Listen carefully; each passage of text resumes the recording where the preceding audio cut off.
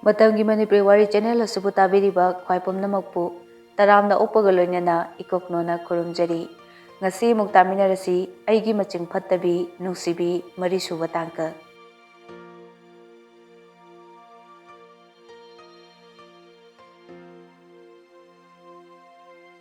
Naubina kappaduda Nungshibi na hanglai. Chenaubi, kadarugi nangna kaplida. Nungshibi, Chiche yamna ware, ay yamna ware. Chenaubi mataududa Nungshibi yamna pakhatpa phauki, aduga mana kappa uraga kapnimbasu phauki. Chenaubi, kaigino nangna kapisa, mamana chaibro, kaigino ba? Natte Naubi, noigida lamgan bato, nupi atopa koikre. Chenaubi wado taruraga Nungshibi thamoida sauningba phauki. As Chenaubi, adugi oradi nang oina sauning ko idea. Nasaksu aduk phajariba, lariksu aduk hairiba. Aduga inakunba imungda supokliba. Nangna karigi kapinoba. Pidum pamui. Ikai ko. Ai oradi na sukkap he kapiro. Mangondagi hena phaba mi oina hotnagani. Aduga apambada nupi aina na khangani. Nungshibi, nangdi angang oriye. Nungshiba karino khangdribane nangdi. Nungshiba haibase lam thum sak mahi masik ahen be yengnade thinade maga egase yekni adu orabasu toknaba ngamdabagi mabu nungsibagi ngasi sumagi damak leibane aduga mana nupi ama koikibase ayamna wayi adu orasu Chenaubi nang sumagi mamanaba amage koithatna ma mi yamna usite jong manbado ay madumadi tawro mana tawrasu aydi tawro nangsu hayang wai lesabi pharakanda nungshiba masak khanglakpa matamda aina ngasi mittegi chintharakliba pisigi mamalse khanglakkani artha khanglakkani hujikti nang nasana nungsibase karino khangdribanina aina phana harasu thajaro gyan taro Nungshibi boinauda wa makha tarai adumna ahingdo Chenaubido yamna kapkiye numitudegi aigi punsida nungsibase sukthamai thamloina khankhre ahingduda Chenaubina kapkhibado ngasisu hojiksu mitta uri ai kappase yamna talle kappasu haite mamana phurasu songka kapte aidi boinauna Nungshibi kaino manglaknagani na kidana tumdrabadi maduna hakchang kayamuk yamna soongani haiba nang khangdro kaino he manglaknabaga nupa koinabaga manade o adudi nang na yum palaroi pangani na nupa su koidabida babana tibini hayi as nangbu nungsijaba mayam ama lerido amaga koinaba yadraba as boy nang khangdre aina nupa koinaba noigi date chatpa phone da wari saba khatnaba launaba as ayamna talida adugumbado ayam tukachaiba aduda sunate aigi imanabi amasu nupa koinare aduga lohongdringaida kari no mayam ama as khana jaina dana yam thokida namdana chele aduga lohongkhidre selga dum lusinakare lupa lakharaga nupi oibi ekhoigi izzatga sinabado aidi yamna pamde aigi imanabido aigi oramlabadiba magi nupado mangak samdura thangna kaagana I thakadam mangkraba izzatpu sel piraga hanage domaina hanjinba yabraba aidine phabu pharabadi Parvati phatragana ne kalimai wahaina haire edana wahaina thabakna ule edana thabakna pakhom adum pigane aidi noida sulanjaroi engonda su kaibirakanu sine o hairisinadi nangna yum pando mande pangani he aigi first love to aigi happy oi janinge adunane aina nupa amatana koigen hairakpada yadrise lohongdobo yamna watliye lohongamdaida koinage boinau wakalda sumna khalli oh aina nahandegi thirakpa nupisidi sida leramledana Nungshibi nangbu aina soidana nungshiba masak khangangani boinauna wakalda manglaga leiringai karimta khumlaktabaduda Nungshibi na kanna korai boy Boinaudi tade Nungsibina kaurido. Taraktabaduda Nungsibido khanglaw lawrai. Hoi, boy. Bom pokhaibada yawu manbo. Khangprek khangi Boinaudo madi ngasaidagi Nungsibigi wakalda dalan sagattana mondrang tawrubaduda. Karino tahe. Kanai mondrang no nang musanaido. Os kanamtagi natteba. Tanjaduda Boinaugi phoneda abegi waiting kanna changlai. Phana kuire mana waiting changlaklibado. Boinaugi thawa isa sade abena waiting changlakpado. Nungsibi tumninglaktuna Boinauda hairai.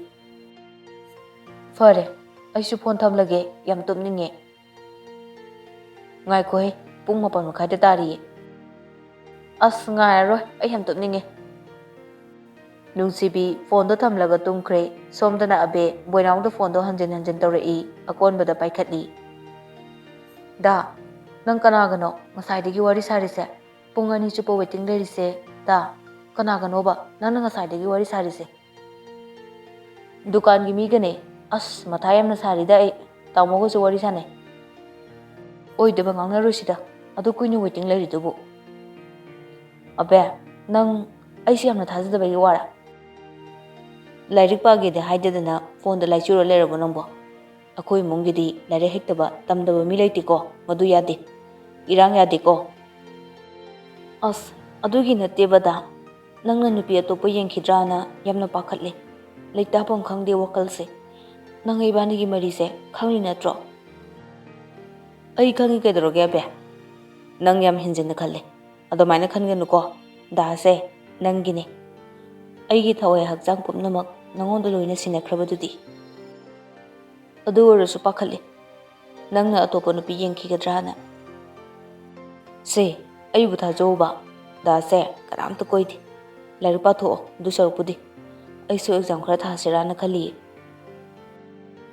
Abega Boinauga wari sanaringaida Nungsibigi waiting changlai. Waiting hek hairakpaga phone do fat thamjali Nungsibisu. Boinau Nungsibina waiting changlakpadu ubada pakhatpada loikre. Abe akhoi tamu chau phone tore amta thamo. Ase haraga phone do fat kakthatli aduga Nungsibida phone tawi. Nungsibi phone do paikhalai. Nungsibina nangi girlfriend garo wari sanarida. Natte he akhoi tamu chau gane. O aisu tumba yadraba aigi roommate tusu mayumda chatki. Ada nanga wari sanagena tarakpanida. Mina phone thamkino haibadana tumninge haikidaine. Amuk phakre tumningbado. Nungsibi. Hairo o taye. Nang lohongdi lohongni ko. Kainu nangna adu hangaiduna. Khangingbagini hairo o. Hongni kaino aisu nupi ne. Aisibu nupi mandrabo yamna. Ha adui nateda male. Nangna nupa koinaro haibadudane. Koinabadi talle lohongla matungda nungsinarapado aduna phayena tawbanida. As aidi nungsinungonse yam hainadida kaino matawe ikaye idomta imagine tawba ngamdi. Ado nungsibi. Kedorage. Kaino ne nangi habi oidoido karamba type ki nupa ohininge. Haidi karamba type ki nupa bu life partner oininge. Kari thabak tawba pami family background etc. Adudura. Aidi yamna sincere oiba well educated profession dana Indian Army ki commandant officer major oiba pame. Aibu yamna understand tawbiba. That's it. Aibu understand tawbiba. Sincere oiba sidane loina yaurabane. Aibu nusidaba mina kamaina pukchel sengdoino. Aibu kamaina understand tawdoino. Ado nungsibi. Nangna pamjiba makai nupaduda loina yauraba. Aduga nupaduna nangbu nusidrabadi adusu dum yarabra. Kaino hayengse ai bazar da haigalakane haba. Ado nungsibi.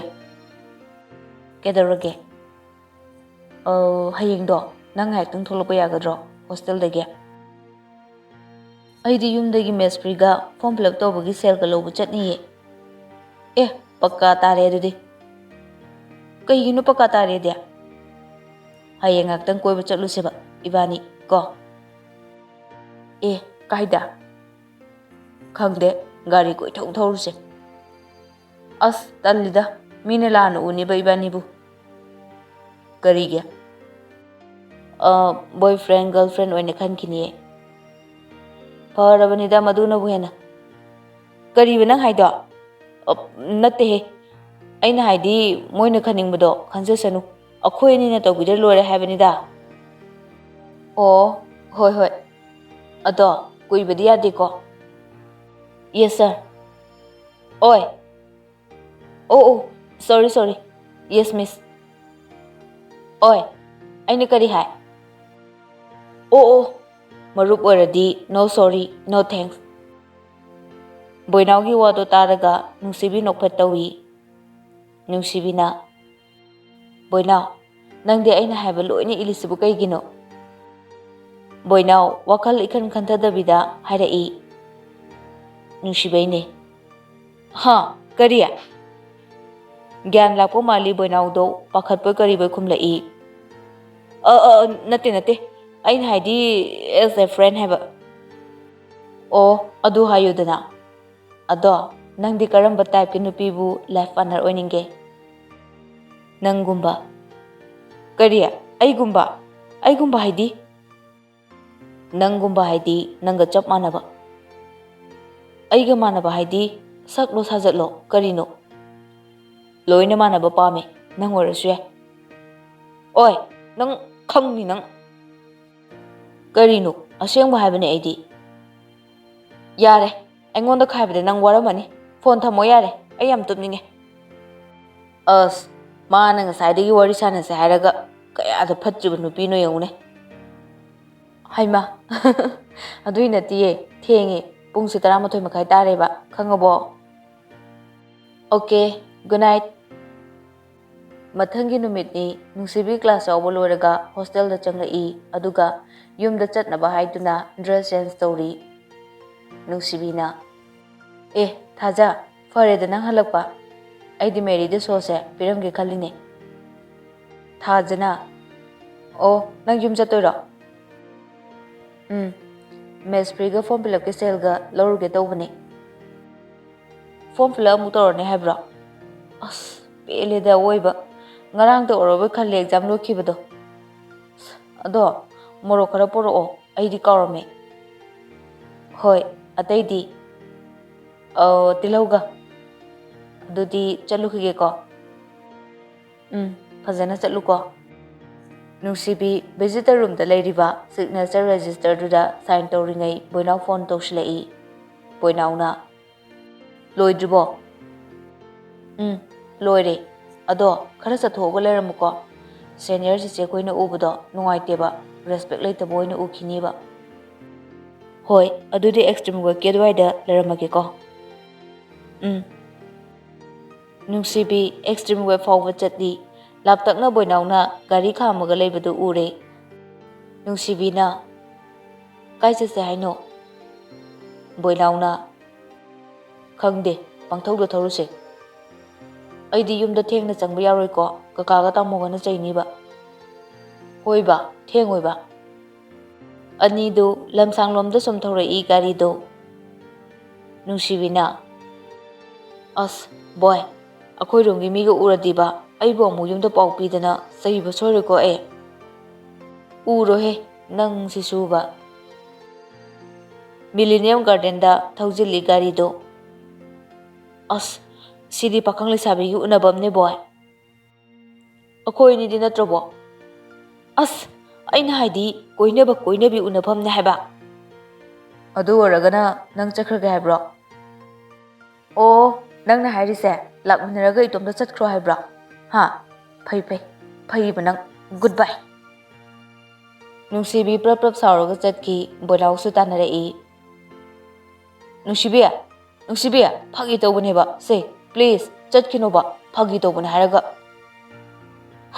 ꯂꯩꯍꯧꯔꯣ ꯑꯩ ꯆꯠꯂꯒꯦ ꯅꯪ ꯈꯪꯂꯕ ꯃꯤꯅꯦ ꯑꯁꯦꯡꯕꯩꯅꯦ ꯃꯤ ꯐꯥꯒꯤ ꯇꯧꯕꯅꯦ ꯍꯥꯏꯔꯒ ꯁꯦ please ꯆꯠꯈꯤꯅꯣꯕ ꯃꯇꯨꯡꯗ ꯍꯥꯏꯔꯔꯣꯏꯕ ꯑꯁꯨꯝꯅ ꯑꯃꯨꯛ ꯂꯥꯛꯃꯤꯟꯅꯔꯤ ꯑꯅꯤꯗꯨ ꯒꯥꯔꯗꯦꯟ ꯃꯅꯨꯡꯗ ꯑꯗꯨꯒ ꯃꯅꯥꯛ ꯅꯛꯄ ꯑꯗꯨꯋꯥꯏꯗ ꯊꯥꯔꯤꯕ ꯕꯦꯟꯆ ꯑꯃꯗ ꯅꯨꯡꯁꯤꯕꯤ ꯀꯤꯠ ꯐꯝꯊꯩ ꯕꯣꯏꯅꯥꯎꯁꯨ ꯇꯞꯅ ꯐꯝꯊꯔꯛꯏ ꯅꯨꯡꯁꯤꯕꯤ ꯋꯥ ꯂꯥꯡ ꯑꯃꯠꯇ ꯉꯥꯡꯗꯦ ꯇꯨꯃꯤꯟꯅ ꯂꯩ ꯕꯣꯏꯅꯥꯎꯁꯨ ꯅꯨꯡꯉꯥꯏꯇꯅ ꯅꯨꯡꯁꯤꯕꯤꯗ ꯌꯦꯡꯂꯒ ꯂꯩ ꯇꯟꯖꯥꯗꯨꯗ ꯑꯕꯤꯒꯤ ꯐꯣꯟ ꯂꯥꯛꯏ ꯕꯣꯏꯅꯥꯎ ꯔꯤꯡꯇꯣꯟꯗꯨꯗ ꯈꯪꯄ꯭ꯔꯦꯛ ꯈꯪꯏ ꯅꯨꯡꯁꯤꯕꯤꯗꯤ ꯕꯣꯏꯅꯥꯎꯅ ꯈꯪꯂꯤꯕ ꯃꯑꯣꯡꯗꯨꯗ ꯅꯣꯛꯅꯤꯡꯕꯗ ꯂꯣꯏꯔꯦ ꯑꯗꯨꯕꯨ ꯈꯥꯡꯖꯤꯜꯂꯤ ꯐꯣꯟꯗꯣ ꯄꯥꯏꯈꯠꯇꯦ ꯁ꯭ꯀ꯭ꯔꯤꯟ ꯑꯣꯐ ꯇꯧꯔꯒ ꯔꯤꯖꯦꯛꯁꯨ ꯇꯧꯗꯅ ꯊꯝꯈꯤ ꯉꯥꯏꯍꯥꯛꯇꯪ ꯂꯩꯕꯒ ꯑꯃꯨꯛꯀꯁꯨ ꯇꯧꯔꯛꯏ ꯍꯟꯗꯛꯃꯨꯛꯁꯨ ꯑꯣꯐ ꯇꯧꯒꯦ ꯇꯧꯕꯗ ꯅꯨꯡꯁꯤꯕꯤꯅ ꯍꯥꯏꯔꯛꯏ ꯐꯣꯟꯗꯣ ꯄꯥꯏꯈꯠꯂꯣꯗꯅ ꯃꯤ ꯑꯊꯨ ꯑꯀꯥꯏ ꯑꯣꯏꯔꯝꯃꯗꯤ ꯌꯥꯅꯤꯗ ꯄꯥꯏꯌꯣꯗꯤ ꯄ꯭ꯔꯄ ꯄꯥꯏꯌꯣ ꯄꯥꯏꯌꯣ ꯐꯣꯟꯗꯣ ꯅꯠꯇ꯭ꯔꯗꯤ ꯂꯥꯛꯑꯒ ꯂꯪꯊꯣꯛꯆꯅꯤ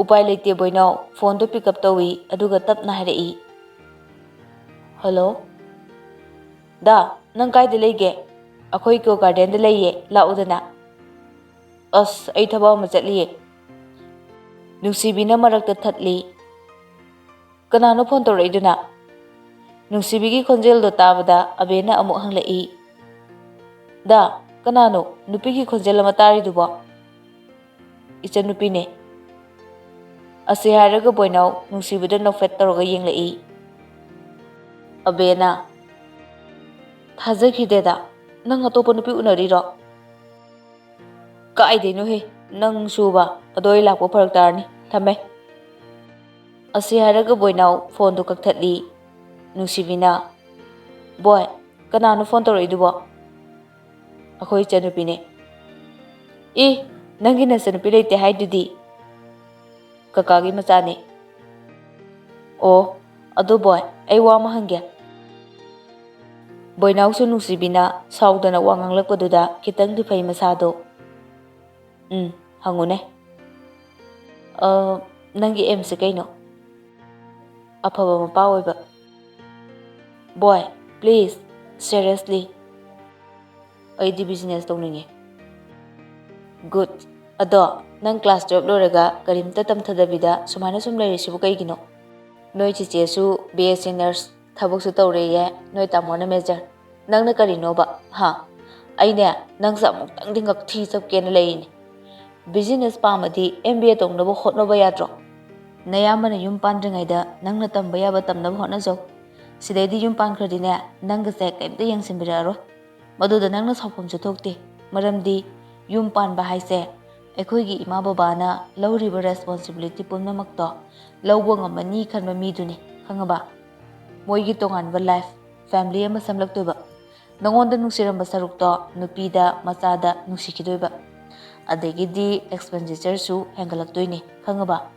ꯗꯨꯀꯥꯟꯗꯣ ꯅꯣꯏ ꯕꯕꯥꯅ ꯑꯗꯨꯝ ꯐꯝꯃꯁꯨ ꯌꯥꯏ ꯁꯤꯗ ꯅꯪꯅ ꯕꯤꯖꯤꯅꯦꯁ ꯄꯥꯝꯃꯦ ꯍꯥꯏꯔꯒ ꯑꯗꯨꯝ ꯂꯩꯕꯅꯗꯤꯅꯦ ꯌꯥꯔꯣꯏꯌꯦ ꯅꯣꯏ ꯇꯥꯃꯣꯒꯤ ꯅꯨꯄꯤꯗꯨꯗꯤ ꯍꯌꯦꯡꯋꯥꯏ ꯈꯨꯠꯇ ꯍꯥꯝꯃꯒ ꯆꯥꯈ꯭ꯔꯅꯤ ꯅꯪꯒꯤ ꯅꯨꯄꯤꯗꯨꯗꯤ ꯀꯝꯗꯧꯕ ꯑꯩꯗꯤ ꯃꯧꯒ ꯂꯩꯃꯤꯟꯅꯕꯅꯤꯅ ꯂꯣꯏꯅ ꯈꯪꯉꯤ ꯅꯨꯄꯥ ꯀꯣꯏꯅꯗ꯭ꯔꯁꯨ ꯐꯦꯃꯤꯂꯤ ꯑꯃ ꯀꯃꯥꯏꯅ ꯔꯟ ꯇꯧꯒꯦ ꯍꯥꯏꯕꯗꯣ ꯑꯗꯨꯅ ꯅꯣꯏ ꯇꯥꯃꯣꯒꯤ ꯁꯦꯂꯔꯤꯗꯣ ꯍꯧꯖꯤꯛꯇꯤ ꯄꯥꯏꯕꯤꯅꯕ ꯃꯤ ꯂꯩꯇ꯭ꯔꯤ ꯃꯇꯝꯁꯤꯗ ꯅꯪꯅ ꯆꯥꯟꯁ ꯂꯧꯍꯧꯒꯗꯕꯅꯤ ꯅꯪꯅ ꯋꯥꯕꯗ ꯅꯣꯏ ꯇꯥꯃꯣꯁꯨ ꯌꯥꯎꯔꯣꯏ ꯅꯣꯏ ꯃꯃꯥꯁꯨ ꯌꯥꯎꯔꯣꯏ ꯅꯪꯕꯨ ꯅꯨꯡꯁꯤꯕꯤꯗꯨꯅ ꯅꯪꯒꯤꯗꯃꯛ ꯄꯨꯝꯅꯃꯛ ꯀꯠꯊꯣꯛꯂꯒ ꯂꯥꯛꯂꯤꯕ ꯅꯪꯒꯤ ꯋꯥꯏꯐꯀ ꯅꯪꯒꯤ ꯅꯆꯥꯒꯅꯤ ꯅꯪꯅ ꯁꯤꯗ ꯉꯥꯏꯍꯥꯛ ꯅꯨꯡꯉꯥꯏꯊꯣꯛꯂꯅꯤ ꯃꯗꯨꯒꯤ ꯆꯩꯅꯥꯅ ꯍꯌꯦꯡ ꯅꯇꯨꯒ ꯅꯆꯥꯒꯗ ꯐꯪꯗꯣꯏꯕ ꯈꯪꯉꯕ ꯍꯟꯗꯛꯀꯤ ꯁꯦꯛꯁꯟ ꯑꯅꯧꯕ ꯍꯧꯔꯛꯄꯁꯤꯗꯅꯦ BBA ꯇꯧꯒꯦ ꯍꯥꯏꯌꯣ ꯕꯣꯏꯅꯥꯎ ꯀꯔꯤꯁꯨ ꯈꯨꯝꯗꯦ ꯇꯨꯃꯤꯟꯅ ꯅꯣꯟꯊꯔꯒ ꯇꯥꯏ ꯅꯨꯄꯥꯅꯤ ꯀꯔꯤꯝꯇ ꯈꯪꯂꯝꯂꯣꯏ ꯈꯜꯂꯨꯕ ꯅꯨꯄꯤꯁꯤꯅ ꯄꯤꯔꯛꯂꯤꯕ ꯑꯦꯗꯚꯥꯏꯁ ꯃꯌꯥꯝꯁꯦ ꯃꯃꯥ ꯃꯄꯥꯅ ꯐꯥꯎꯕ ꯑꯃꯨꯛꯇ ꯁꯨꯃꯥꯏꯅ ꯄꯤꯔꯛꯇ꯭ꯔꯤ ꯃꯗꯨ ꯈꯜꯂꯨꯕꯗ ꯕꯣꯏꯅꯥꯎ ꯅꯨꯡꯁꯤꯕꯤꯕꯨ ꯃꯥꯒꯤ ꯃꯥꯡꯂꯒꯗꯕ ꯄꯨꯟꯁꯤꯕꯨ ꯃꯩꯔꯥ ꯊꯥꯟꯕꯤꯗꯨꯅ ꯑꯆꯨꯝꯕ ꯂꯝꯕꯤꯗ ꯂꯝꯖꯤꯡꯂꯤꯕ ꯑꯦꯟꯖꯦꯜꯅꯤ ꯈꯜꯂꯛꯏ ꯕꯣꯏꯅꯥꯎꯅ ꯊꯦꯡꯅꯔꯛꯄ ꯅꯨꯄꯤ ꯑꯃꯠꯇꯅ ꯑꯁꯤꯒꯨꯝꯕ ꯄꯥꯎꯇꯥꯛ ꯅꯣꯡꯃꯇ ꯄꯤꯔꯛꯈꯤꯗꯦ ꯃꯉꯣꯟꯗꯒꯤ ꯀꯣꯊꯣꯛꯇꯧꯒ ꯆꯥꯊꯣꯛꯇꯧꯒ ꯇꯧꯔꯛꯄ ꯉꯥꯛꯇꯅꯤ ꯊꯥ 2 ꯐꯥꯅ ꯅꯨꯄꯤ ꯑꯃꯠꯇ ꯀꯣꯏꯗꯦ ꯑꯕꯦꯁꯨ ꯑꯗꯨ ꯃꯉꯥꯏ ꯁꯨꯞꯅꯇꯒꯤ ꯊꯥ 3 ꯐꯥꯔꯤ ꯈꯪꯅꯕ ꯑꯁꯦꯡꯕ ꯅꯨꯡꯁꯤꯕ ꯍꯥꯏꯕꯁꯤꯗꯤ ꯇꯣꯞ ꯇꯣꯞꯄꯤ ꯃꯌꯥꯝꯒ ꯃꯥꯟꯅꯗꯦ ꯕꯣꯏꯅꯥꯎꯅ ꯋꯥ ꯑꯃꯠꯇ ꯉꯥꯡꯗꯅ ꯇꯨꯃꯤꯟꯅ ꯂꯩꯕꯗꯨꯗ ꯅꯨꯡꯁꯤꯕꯤꯅ ꯑꯃꯨꯛ ꯍꯪꯂꯛꯏ ꯕꯣꯏ ꯇꯥꯕ꯭ꯔꯣ ꯑꯩꯅ ꯍꯥꯏꯁꯦ ꯇꯥꯏꯌꯦ ꯑꯩꯅ ꯆꯩꯌꯦꯅ ꯁꯥꯎꯔꯤꯔꯣ ꯁꯥꯎꯗꯦꯗ ꯑꯩꯅ ꯅꯪꯁꯦ ꯑꯩꯒꯤ ꯕꯦꯁ ꯐ꯭ꯔꯦꯟꯅꯦ ꯍꯥꯏꯅ ꯈꯜꯂꯤ ꯑꯗꯨꯅ ꯅꯪꯕꯨ ꯐꯍꯟꯅꯤꯡꯕꯒꯤ ꯍꯥꯏꯕꯅꯤ ꯑꯩꯁꯨ ꯈꯪꯉꯦ ꯑꯗꯣ ꯅꯨꯡꯁꯤꯕꯤ ꯍꯥꯏꯔꯛꯑꯣ ꯅꯪ ꯅꯨꯄꯥ ꯑꯝꯇꯒ ꯀꯣꯏꯅꯒꯅꯨꯀꯣ ꯑꯩꯗꯤ ꯀꯩꯗꯧꯕꯒꯤ ꯀꯣꯏꯗꯣꯏꯕ ꯑꯗꯨꯅꯦꯕ ꯑꯩꯁꯨ ꯅꯨꯄꯤ ꯀꯣꯏꯔꯣꯏ ꯏꯕꯥꯅꯤ ꯑꯗꯨꯝ ꯇꯤꯟꯅꯁꯤꯀꯣ ꯌꯦꯁ ꯃꯥꯏ ꯕꯦꯁꯇꯤ ꯕꯣꯏ ꯌꯨꯝ ꯆꯠꯂꯁꯦ ꯅꯪ ꯆꯠꯅꯤꯡꯂꯕ꯭ꯔꯣ ꯌꯥꯝ ꯅꯨꯡꯉꯥꯏꯇ꯭ꯔꯕꯣ ꯑꯗꯨꯒꯤ ꯅꯠꯇꯤꯌꯦ ꯌꯨꯝ ꯌꯧꯕ ꯊꯦꯡꯂꯅꯤꯕ ꯍꯣꯏ ꯆꯠꯂꯁꯤ ꯂꯥꯛꯑꯣ ꯑꯗꯣ ꯇꯣꯛꯇꯥꯎꯟꯗ ꯃꯣꯃꯣ ꯆꯥꯈꯤꯁꯤꯀꯣ ꯅꯪ ꯆꯥꯋꯣ ꯑꯩ ꯉꯥꯏꯕꯤꯒꯦꯕ ꯑꯩꯗꯤ ꯑꯥꯏ ꯐꯣꯔ ꯑꯥꯏꯁ ꯀ꯭ꯔꯤꯝ ꯑꯣꯏꯅ ꯆꯥꯒꯦ ꯍꯣꯏ ꯑꯗꯨꯁꯨ ꯆꯥꯁꯦꯕ ꯀꯣ ꯂꯝꯕꯤꯗ ꯒꯥꯔꯤ ꯊꯧꯅ ꯊꯧꯅ ꯕꯣꯏꯅꯥꯎꯁꯨ ꯅꯣꯛꯐꯦꯠ ꯅꯣꯛꯐꯦꯠ ꯇꯧꯏ ꯃꯤꯡꯁꯦꯜꯗ ꯑꯃꯨꯛꯁꯨ ꯌꯦꯡꯖꯩ ꯅꯨꯡꯁꯤꯕꯤꯒꯤ ꯁꯛꯇꯝꯗꯣ ꯅꯨꯡꯁꯤꯕꯤꯁꯨ ꯍꯦꯛ ꯌꯦꯡꯊꯣꯔꯛꯄꯗ ꯕꯣꯏꯅꯥꯎꯅ ꯌꯦꯡꯂꯒ ꯂꯩꯔꯝꯕꯗꯨꯗ ꯂꯨꯈꯝꯗ ꯄꯣꯞ ꯊꯥꯏ ꯑꯣꯏ ꯅꯃꯤꯠꯇꯣ ꯃꯥꯡꯗ ꯌꯦꯡꯉꯨꯅꯦ ꯕꯨꯗꯨ ꯑꯩ ꯁꯤꯅꯤꯡꯗ꯭ꯔꯤꯌꯦ ꯁꯣꯔꯤ ꯕꯣꯁ ꯅꯠꯇꯦ ꯁꯣꯏꯕꯅꯦꯕ ꯍꯧꯖꯤꯛꯀꯤꯗꯣ ꯅꯪ ꯀꯣ ꯕꯣꯏ ꯑꯥꯗ ꯂꯩꯁꯥꯕꯤ ꯃꯁꯛ ꯐꯖꯕꯤ ꯑꯅꯤ ꯑꯦꯛꯇꯤꯚꯥ ꯊꯧꯔꯤꯁꯦ ꯑꯁꯤ ꯇꯥꯟꯅꯧꯋꯣ ꯀꯩꯒꯤꯅꯣ ꯑꯁ ꯇꯥꯟꯅꯧ ꯕꯣꯏꯅꯥꯎꯁꯨ ꯃꯔꯝꯗꯤ ꯈꯪꯗꯦ ꯑꯗꯨꯕꯨ ꯇꯥꯟꯗꯤ ꯇꯥꯟꯅꯩ ꯒꯥꯔꯤꯗꯣ ꯕꯣꯏ ꯅꯨꯄꯤ ꯑꯅꯤꯁꯦ ꯂꯛꯅꯧꯅꯦ ꯀꯔꯤꯅꯣ ꯅꯪꯅ ꯍꯥꯏꯗꯨꯕꯣ ꯍꯩꯃꯥ ꯅꯪ ꯄꯥꯈꯪ ꯅꯠꯇ꯭ꯔꯣ ꯂꯛꯅꯧ ꯍꯥꯏꯕꯅꯦ ꯑꯁ ꯅꯪꯒꯨꯝꯕ ꯑꯃꯨꯛ ꯑꯣꯏꯔꯝꯗꯅꯕ ꯍꯩꯃꯥ ꯇ꯭ꯔꯥꯏ ꯇꯧꯋꯣ ꯇꯜꯂꯦ ꯂꯛꯅꯧ ꯍꯥꯏꯕꯅꯦ ꯀꯔꯤ ꯈꯨꯝꯃꯛꯀꯦ ꯍꯥꯏꯕꯗꯣ ꯇꯥꯁꯦꯕ ꯑꯁ ꯅꯪ ꯁꯤꯗꯤꯕ ꯕꯣꯏꯅꯥꯎ ꯒꯥꯔꯤꯗꯨ ꯅꯨꯄꯤ ꯑꯅꯤꯗꯨꯒꯤ ꯃꯅꯥꯛꯇ ꯅꯛꯅ ꯊꯧꯖꯤꯜꯂꯤ ꯑꯗꯨꯒ ꯍꯥꯏꯔꯛꯏ ꯐꯖꯕꯤ ꯀꯥꯏ ꯆꯠꯂꯨꯏꯅꯣ ꯅꯁꯛ ꯌꯥꯝ ꯐꯖꯩꯀꯣ ꯅꯣꯏ ꯑꯅꯤ ꯍꯣꯏ ꯏꯕꯨꯡꯉꯣ ꯅꯇꯨꯡꯗ ꯑꯃ ꯄꯨꯔꯒ ꯆꯠꯂꯤꯗꯣ ꯑꯣꯛꯇ꯭ꯔꯕꯣ ꯑꯩꯈꯣꯏꯗ ꯑꯃꯨꯛ ꯂꯛꯅꯔꯛꯏꯁꯤꯕꯣ ꯅꯠꯇꯨꯗꯣ ꯐꯖꯅ ꯅꯨꯡꯁꯤꯅꯧꯋꯣ ꯋꯥꯍꯩ ꯈꯔꯗꯣ ꯍꯥꯏꯔꯝꯂꯒ ꯅꯨꯄꯤ ꯑꯅꯤꯗꯨ ꯒꯥꯔꯤ ꯊꯧꯒꯠꯈ꯭ꯔꯦ ꯕꯣꯏꯅꯥꯎꯅ ꯑꯩꯅ ꯉꯁꯥꯏꯅ ꯍꯥꯏꯗ꯭ꯔꯣ ꯐꯔꯦꯅꯦ ꯁꯤꯗꯤ ꯆꯨꯝꯅ ꯂꯛꯅꯧ ꯍꯥꯏꯕꯅꯤ ꯀꯩꯅꯣ ꯑꯗꯣ ꯃꯣꯏꯅ ꯅꯪꯕꯨ ꯑꯩꯒꯤ ꯒꯔꯜꯐ꯭ꯔꯦꯟ ꯍꯥꯏꯔꯝꯂꯕꯅꯤ나 ꯑꯣꯏꯕ ꯇꯥꯔꯦ ꯅꯪꯉꯕꯀꯣ ꯑꯔꯦꯝꯕꯗ ꯋꯥꯊꯤ ꯌꯥꯝꯅ ꯉꯥꯡꯕ꯭ꯔꯥꯕꯨꯀꯣ ꯀꯤꯟ ꯆꯥꯅꯤ ꯌꯥꯔꯦ ꯒꯥꯔꯤ ꯊꯧꯔꯣ ꯑꯗꯣ ꯅꯨꯡꯁꯤꯕꯤ ꯀꯩꯅꯣ ꯅꯪꯗꯤ ꯍꯌꯦꯡꯋꯥꯏ ꯀꯔꯤ ꯑꯣꯏꯗꯣꯏꯕ ꯔꯥꯏꯇꯔ ꯀꯔꯤ ꯏꯗꯣꯏꯕ ꯅꯪꯗꯤ ꯁꯝꯊꯤꯡ ꯔꯤꯗꯔꯁꯤꯡꯕꯨ ꯑꯩꯒꯤ ꯋꯥꯔꯤꯗꯨꯅ ꯑꯦꯟꯇꯔꯇꯦꯟ ꯑꯣꯏꯍꯟꯕ ꯕꯠ ꯑꯩꯒꯤ ꯋꯥꯔꯤꯗꯨꯅ ꯃꯣꯏꯒꯤ ꯂꯥꯏꯐꯇ ꯑꯍꯣꯡꯕ ꯂꯥꯛꯍꯟꯕ ꯈꯤꯇꯪꯗꯪ ꯑꯣꯏꯔꯕꯁꯨ ꯑꯩ ꯏꯕꯁꯦ ꯌꯥꯝꯅ ꯄꯥꯝꯖꯩ ꯅꯨꯡꯁꯤꯕꯤ ꯅꯪꯁꯦ ꯑꯩꯅ ꯊꯦꯡꯅꯔꯛꯄ ꯀꯣꯏꯅꯔꯛꯄ ꯇꯤꯟꯅꯔꯛꯄ ꯅꯨꯄꯤꯁꯤꯡꯒ ꯌꯥꯝ ꯈꯦꯠꯅꯩ ꯅꯪꯒꯤ ꯅꯇꯧ ꯎꯔꯒ ꯅꯪꯅ ꯉꯥꯡꯊꯣꯔꯛꯂꯤꯁꯤꯒ ꯌꯥꯝꯅ ꯈꯦꯠꯅꯩ ꯅꯇꯧꯗꯨꯗꯗꯤ ꯀꯔꯤꯝꯇ ꯈꯪꯖꯗꯕꯤ ꯌꯥꯝ ꯃꯥꯜꯂꯤ ꯑꯗꯨꯒ ꯅꯪꯗꯤ ꯈ꯭ꯋꯥꯏꯗꯒꯤ ꯋꯥꯈꯜ ꯇꯥꯕ ꯅꯨꯄꯤ ꯑꯣꯏ ꯂꯩꯔꯝꯃꯦ I am very lucky to have a friend like you. ꯌꯥꯔꯦꯍꯦ ꯅꯪꯁꯨ ꯐꯔꯤꯁꯤꯗꯤ ꯑꯅꯤꯗꯨ ꯋꯥꯔꯤ ꯁꯥꯅ ꯁꯥꯅ ꯒꯥꯔꯤ ꯊꯧꯏ ꯑꯕꯦꯈꯣꯏꯁꯨ ꯃꯃꯥꯟꯅꯕꯤ ꯃꯌꯥꯝꯒ ꯀꯣꯏꯕ ꯆꯠꯂꯨꯕꯗꯨ ꯍꯜꯂꯛꯏ ꯂꯥꯞꯇꯛꯅ ꯕꯣꯏꯅꯥꯎꯅ ꯒꯥꯔꯤ ꯊꯧꯔꯤꯗꯨ ꯎꯔꯦ ꯃꯅꯤꯡꯗ ꯇꯣꯡꯂꯤꯕ ꯅꯨꯡꯁꯤꯕꯤꯗꯨꯁꯨ ꯎꯔꯦ ꯑꯕꯦꯅ ꯀꯀꯥ ꯒꯥꯔꯤꯁꯦ ꯈꯤꯇꯪ ꯀꯟꯅ ꯊꯧꯕꯤꯌꯨꯕ ꯑꯝꯇ ꯑꯥꯗꯒꯤ ꯑꯦꯛꯇꯤꯚꯥꯁꯦ ꯑꯁꯤꯁꯦ ꯑꯝꯇ ꯍꯦꯟꯒꯠꯁꯦ ꯑꯦꯛꯇꯤꯚꯥꯗꯣ ꯍꯦꯟꯀꯠꯂꯒ ꯊꯧꯒꯠꯈꯤ ꯑꯕꯦꯁꯨ ꯒꯥꯔꯤꯒꯤ ꯊꯣꯡꯅꯥꯎꯗꯒꯤ ꯌꯦꯡꯂꯛꯏ ꯕꯣꯏꯅꯥꯎꯁꯨ ꯐꯠ ꯌꯦꯡꯊꯣꯛꯈꯤꯕꯗ ꯑꯅꯤꯗꯣ ꯃꯤꯠ ꯆꯥꯅꯩ ꯑꯕꯦ ꯕꯣꯏꯅꯥꯎꯗ ꯈꯥꯅ ꯌꯦꯡꯂꯝꯃꯤ ꯑꯗꯨꯒ ꯈꯨꯗꯣꯝꯕꯤ ꯎꯠꯂꯝꯃꯤ ꯕꯣꯏꯅꯥꯎ ꯄꯥꯈꯠꯂꯞꯁꯨ ꯇꯧꯏ ꯅꯨꯡꯁꯤꯕꯤꯅ ꯂꯥꯟꯅ ꯈꯟꯈꯤꯗ꯭ꯔꯥꯅ ꯅꯨꯡꯁꯤꯕꯤꯅ ꯕꯣꯏ ꯍꯧꯖꯤꯛ ꯃꯦꯖꯤꯛ ꯃꯅꯨꯡꯗꯒꯤ ꯅꯨꯄꯤ ꯑꯃꯅ ꯈꯨꯗꯣꯝꯕꯤ ꯊꯤꯜꯂꯛꯏꯗꯨꯕꯨ ꯀꯩꯒꯤꯅꯣ ꯅꯪꯒ ꯈꯪꯅꯕ꯭ꯔꯣ ꯑꯩꯈꯣꯏ ꯀꯀꯥꯒꯤ ꯃꯆꯥꯅꯨꯄꯤꯅꯦ ꯐꯥꯒꯤ ꯇꯧꯔꯤꯅꯦ ꯐꯥꯒꯤ ꯇꯧꯕꯗꯕꯨ ꯈꯨꯗꯣꯝꯕꯤ ꯎꯠꯅꯕ꯭ꯔꯣ ꯍꯥꯏꯁꯦ ꯑꯁ ꯅꯪꯁꯤꯗꯤ ꯅꯦꯠꯋꯥꯛ ꯅꯦꯝꯃꯜꯂꯦꯍꯦ ꯅꯪꯁꯦ ꯑꯩꯒꯤ ꯒꯔꯜꯐ꯭ꯔꯦꯟ ꯑꯣꯏꯔꯕꯣꯏ ꯅꯤꯡꯗꯅ ꯇꯧꯔꯝꯃꯤꯅꯦ ꯇꯣ ꯑꯩꯅ ꯍꯥꯏꯗ꯭ꯔꯥ ꯃꯤꯅ ꯂꯥꯟꯅ ꯎꯈꯤꯅꯤꯅ ꯑꯁ ꯃꯋꯥ ꯂꯧꯗꯦꯍꯦ ꯑꯁꯨꯝꯅ ꯉꯥꯡꯅ ꯂꯥꯛꯄꯗ ꯊꯧꯕꯥꯜ ꯕꯖꯥꯔ ꯌꯧꯁꯤꯜꯂꯛꯂꯦ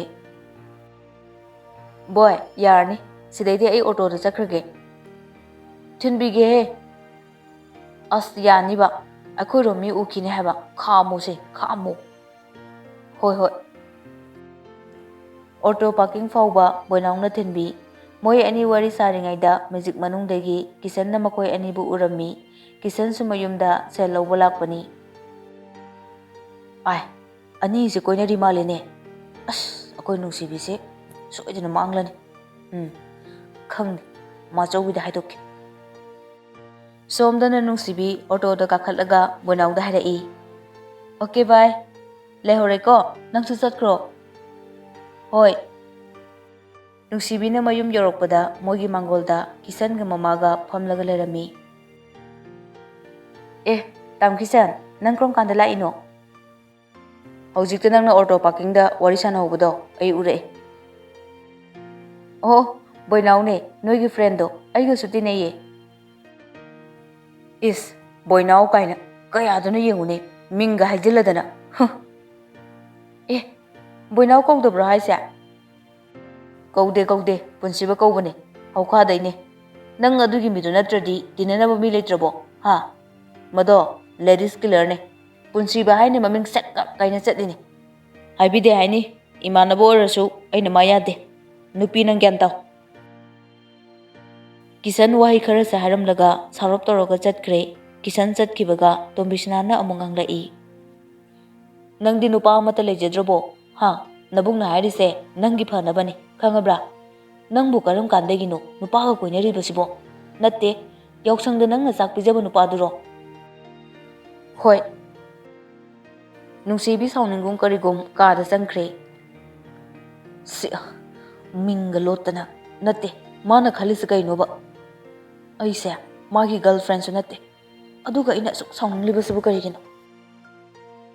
Nungsibi phone do puthoklaga call tawi magi saireng phajabadu hekta thidarage khanna adubu boinawgi number do switch off harai.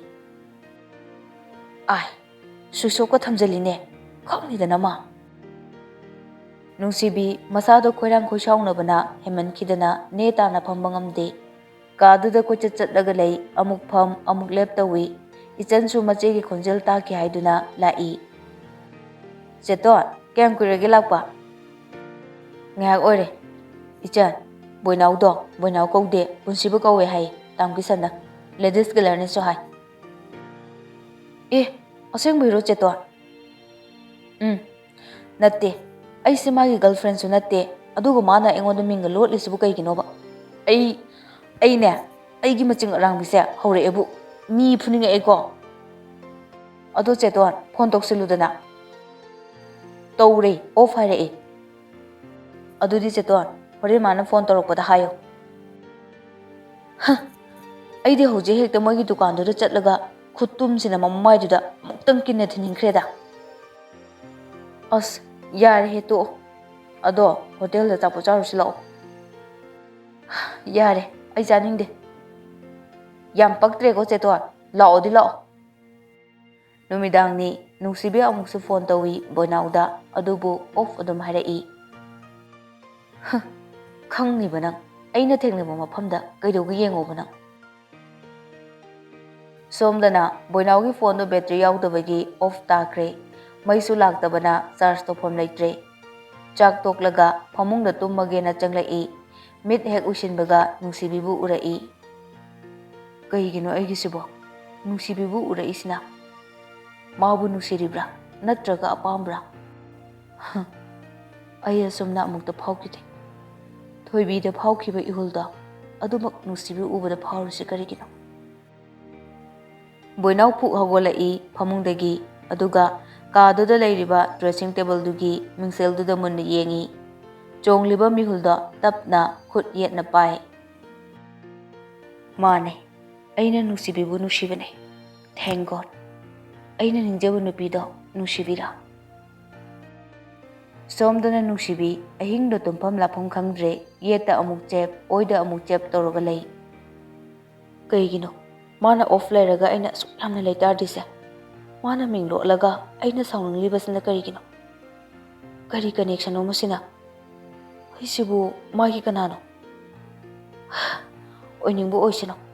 Hayenge numita aina ma kaidogi yengudana. Boinaudi wakhalgi dalan matang sagatli. ꯑꯩ ꯃꯥ ꯅꯠꯇꯕ ꯑꯃꯠꯇ ꯌꯦꯡꯂꯔꯣꯏ ꯅꯨꯡꯁꯤꯕꯤ ꯑꯩ ꯅꯪꯕꯨ ꯊꯃꯣꯏ ꯁꯦꯡꯅ ꯅꯨꯡꯁꯤ ꯃꯊꯪꯒꯤ ꯅꯨꯃꯤꯠꯅꯤ ꯅꯨꯡꯁꯤꯕꯤ ꯃꯐꯤ ꯃꯔꯣꯜ ꯂꯣꯏꯁꯤꯜꯂꯒ ꯃꯃꯥꯒꯤ ꯃꯅꯥꯛꯇ ꯆꯪꯂꯛꯏ ꯃꯃꯥ ꯁꯦꯜꯗꯣ ꯀꯗꯥꯏꯅꯣ ꯄꯤꯔꯛꯑꯣ ꯑꯩ ꯆꯠꯂꯒꯦ ꯀꯌꯥ ꯄꯤꯔꯛꯑꯣ ꯍꯥꯏꯕꯅꯣ 5,000 ꯄꯤꯔꯛꯑꯣ ꯃꯦꯁ ꯐ꯭ꯔꯤ ꯐꯣꯔꯝ ꯐꯤꯜꯑꯞꯀꯤꯁꯨ ꯂꯥꯏꯔꯤꯛꯁꯨ ꯂꯩꯗꯣꯏꯅꯦ ꯁꯦ ꯍꯥꯏ ꯀꯥꯇꯨ ꯀꯥꯔꯟ ꯇꯧꯕ ꯌꯥꯔꯣꯏꯀꯣ ꯈꯪꯉꯕ ꯅꯨꯄꯥ ꯀꯣꯏꯅꯒꯦꯁꯨ ꯌꯦꯡꯉꯒ ꯀꯣꯏꯅꯧ ꯃꯤ ꯌꯥꯝꯅ ꯐꯠꯇ꯭ꯔꯕꯅꯤꯀꯣ ꯑꯁ ꯀꯥꯏꯗꯒꯤ ꯅꯨꯄꯥꯅꯣ ꯃꯇꯥꯡꯁꯤꯗ ꯑꯃꯨꯛ ꯄꯜꯂꯛꯏꯁꯤꯅ ꯑꯣ ꯅꯕꯨꯡꯒꯤ ꯃꯃꯥꯟꯅꯕ ꯑꯃꯒ ꯀꯣꯏꯅꯔꯤ ꯍꯥꯏꯕꯗꯣ ꯑꯗꯨꯅ ꯀꯅꯥꯅ ꯍꯥꯏꯔꯤꯕ ꯍꯩꯃꯥ ꯉꯔꯥꯡ ꯀꯤꯁꯟꯅ ꯍꯥꯏꯔꯤꯗꯨꯗꯤ ꯀꯣꯏꯅꯕ ꯅꯠꯇꯤꯌꯦ ꯇꯤꯟꯅꯕꯅꯦ ꯅꯨꯄꯥꯒ ꯅꯨꯄꯤꯒ ꯇꯤꯟꯅꯕꯗꯨꯅꯦ ꯀꯣꯏꯅꯕ ꯍꯥꯏꯔꯤꯁꯦ ꯑꯁꯦꯡꯕꯩꯔꯣ ꯃꯃꯥ ꯑꯗꯨꯗꯤ ꯑꯩꯒ ꯕꯣꯏꯅꯥꯎꯒꯁꯦ ꯀꯣꯏꯅꯕ ꯑꯣꯏꯔꯦ ꯅꯍꯥꯟꯗꯒꯤ ꯑꯩꯗꯤ ꯈꯪꯗꯦ ꯍꯩꯃꯥ ꯍꯣ ꯅꯁꯥ ꯈꯪꯗꯅ ꯀꯣꯏꯅꯔꯕ꯭ꯔꯣ ꯑꯁ ꯌꯥꯔꯦ ꯈꯥꯏꯔꯅꯨ ꯆꯠꯂꯒꯦ ꯃꯅꯝ ꯅꯝꯗꯣꯏꯗꯤ ꯄ꯭ꯔꯞ ꯅꯝꯃꯣ 이베마 ꯅꯪ ꯑꯃꯀꯣ ꯂꯥꯕ ꯑꯗꯨꯝ ꯑꯣꯜꯂꯅꯤ ꯌꯥꯔꯔꯣꯏ ꯍꯟꯗꯛꯇꯤꯅꯦ ꯅꯨꯄꯥꯗꯨ ꯐꯨꯔꯨꯅꯨꯀꯣ ꯐꯖꯅ ꯑꯗꯨꯝ ꯍꯥꯏꯌꯨ ꯅꯨꯡꯁꯤꯕꯤ ꯍꯣꯁꯇꯦꯜꯗ ꯆꯠꯅꯕ ꯊꯣꯛꯂꯛꯏ ꯂꯝꯕꯤꯗ ꯆꯠꯅ ꯋꯥꯈꯜ ꯈꯜꯂꯛꯏ ꯑꯩꯕꯨ ꯃꯣꯏ ꯗꯨꯀꯥꯟꯗꯨꯗ ꯍꯦꯛꯇ ꯆꯪꯉꯒ ꯐꯨꯔꯁꯤꯔꯅꯦ ꯅꯠꯇ꯭ꯔꯒ ꯃꯥꯅ ꯐꯣꯟ ꯇꯧꯔꯛꯄ ꯉꯥꯏꯔꯁꯤꯔ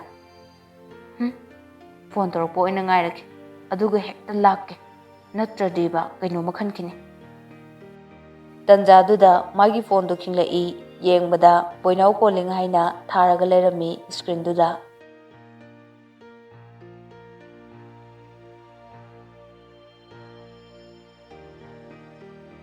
ꯃꯇꯥꯡ ꯑꯁꯤꯗ ꯉꯁꯤꯒꯤ ꯑꯣꯏꯅꯗꯤ ꯑꯩꯒꯤ ꯅꯨꯡꯁꯤꯔꯕ ꯃꯔꯨꯞꯁꯤꯡꯗꯒꯤ ꯀꯥꯏꯅꯅꯕ ꯌꯥꯊꯪ ꯂꯧꯖꯔꯤ ꯃꯈꯥ ꯇꯥꯕ ꯁꯔꯨꯛ ꯍꯌꯦꯡ ꯄꯨꯟꯅ ꯇꯥꯃꯤꯟꯅꯔꯁꯤ